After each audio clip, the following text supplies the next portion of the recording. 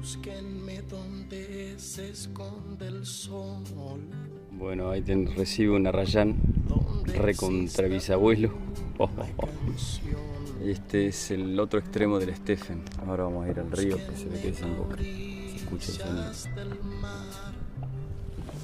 Ok. Llegamos.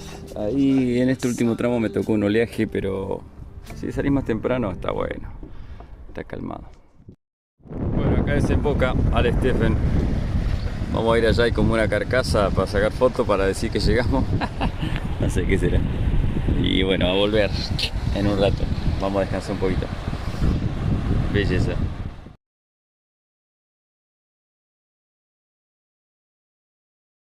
Ahí vamos. Se pone más oleoso siempre a la vuelta. A ver. Oh. A ver, chicos, ¿cómo hacemos? Hay que guardar el celular. Ahí está. ¿Cómo se puso? Y bueno, llegamos. No registré nada de la vuelta porque estaba terrible. Esto es nada. Allá eran horas grosas. Pero bueno, acá estamos. Llegamos. ¿Qué tal?